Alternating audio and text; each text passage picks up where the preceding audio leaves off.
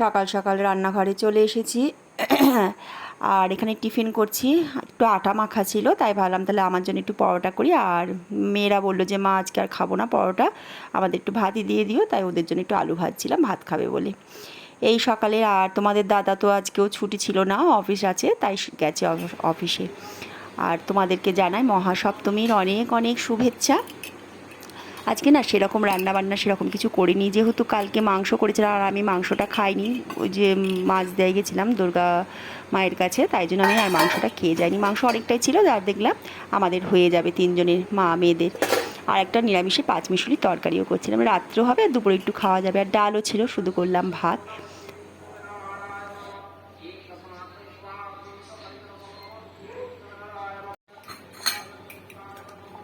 আর তোমরা শুনতে পেলে এখানে মহাসপ্তমী পুজো হচ্ছে। সেই সপ্তমী পুজোর মন্ত্র উচ্চারণ হচ্ছিল। সত্যি শুনতে কি ভালো লাগে না, ঘর থেকে বসেই শোনা যায়। আর আমাদের ফ্ল্যাটের না পাশাপাশি কতগুলো পুজো হচ্ছে একদম সামনাসামনি, তাই তাই তোমাদেরও একটু শোনালাম। তারপর চলে এসেছিলাম স্নান করতে। স্নান করে পুজো করে এখানে হচ্ছে আমি মা দুর্গার নতুন ঘরটা আবার বসালাম, আগের বছরের ঘরটাকে তুলে দিয়ে পুজোটাও করে সেরে নিলাম। কারণ হচ্ছে তোমার অনেকখানি বেলা হয়ে গেছে, এখন প্রায় বাজে 12:30। তাই আমি দেখলাম যে আগে পুজোটা সেরে নিই, তরকারিটা করি নিয়ে ক্যামেরার সামনে আসলাম। তোমাদের আগে সবাইকে জানিয়ে দিই শুভ মহাসপ্তমী। তোমাদের আজকে সপ্তমীটা খুব ভালো কাটুক, পুরো পুজোটাই ভালো কাটুক। আর আমি এই স্নান পুজো করে দেখলেই তো পুজোটা দিয়ে উঠলাম। এখন স্নান পুজো হয়ে গেছে আর যাব রান্না, বলতে তো হয়ে গেছে, তোমাদের দেখালাম কি কি। সবজিও কাটা আছে আর তরকারিটা শুধু করবো। আর এখন বাজে বেলা 12:30, তরকারিটা করলেই হবে।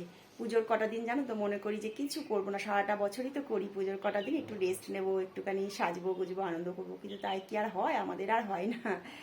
এই যে কটা দিন ধরে যে পঞ্চমীতে মেয়েরা বেরিয়েছিল সেই সব জামা কাপড়, আবার ষষ্ঠীতে এই সমস্তটা ওদের আমার সমস্ত পড়েছিল, সেগুলো তো নোংরা হয়ে গেছে, আলমারিতে ঢুকাতে ইচ্ছে করে না, তাই ভালো একবার একটু কেচে দিই। তাই কাচলাম কতগুলো জামা কাপড় পরে। তারপর বিছনার চাদর পড়েছিল দুটো, সেগুলো দুদিন ধরে কাচতে পারছিলাম না, বেরোচ্ছিলাম বলে, তাই সেগুলো কেচে দিলাম। এই করতে করতে বেলা হয়ে গেল অনেকখানি। আর এর জন্য তোমাদের সামনে এসে যে কথা বলবো সেটাও বলতে পারছিলাম না। তাহলে ভিডিওটা দেখতে থাকো, আশা করি তোমাদের ভিডিওটা ভালো লাগবে। আর আজকে সপ্তমী, তোমাদের কার কার কী প্ল্যান আছে পুজোতে, তোমরা কে কী করছো সেটাও আমাকে একটু কমেন্ট করে জানিও, তাহলে আমার ভালো লাগবে। আমি তো কালকে গেছিলাম ষষ্ঠী, তোমাদের তো ছেড়েছিলাম যে ওখানে গেছিলাম পুজোর ঠাকুর, ওই দিনটা আমার খুব ভালো কেটেছে। আর পঞ্চমীর দিন তোমাদের দাদা আমাকে কল্যাণীতে নিয়ে গেছিলো, সেখানেও আমি ঠাকুর দেখে এসেছি। মেয়েরা গেছিলো কলকাতায় আর আমি গেছিলাম কল্যাণীতে, তা ভালোই কাটলো। আর আজকেও বেরোবো, আমাদের সামনের মণ্ডপে ওখানে পুজো হয়, ওখানে যাব। আর অষ্টমী নবমী তো অন্য প্ল্যান আছে, তাহলে তোমরা ভিডিওটা দেখতে থাকো, চলো। আর তারপর পুজো সেরে টেরে এসে তারপর এখানে তরকারিটাও বসিয়ে দিয়েছি। তরকারিটা তো কেটে রেখে গেছিলাম, আর তো কিছু করার ছিল না, শুধু বললামই পাঁচমিশালি তরকারি করব। আর এখানে সমস্ত সবজি কেটে নিয়েছিলাম, ফুলকপি, একটু বেগুন, মিষ্টি কুমড়ো সব কিছু দিয়ে একটা পাঁচমিশালি তরকারি করেছি। আর এখন হচ্ছে সন্ধ্যাবেলায়, এখন হচ্ছে তোমাদের দাদার সাথে একটু বেরোবো। আর এই যে আমি এরকম কালো রঙের এরকম শাড়িটা পরেছি, ধরনের আমি সাজ সেরেছি আজকে সপ্তমীতে। আর হচ্ছে এখন তোমাদের দাদার সাথে বেরোচ্ছি, দেখাতো বাবাকে হাই করে দাও। হাই করো। আর মেয়েরা বলছে এখন বেরোবে না, কালকে যেহেতু বেরোবে, এখন যাবো তোমাদের দাদার সাথে একটু ঠাকুর দেখতে, সামনাসামনি যাবো। তাহলে চলো আমার সাথে, তোমরা দেখতে থাকো। আবার একটু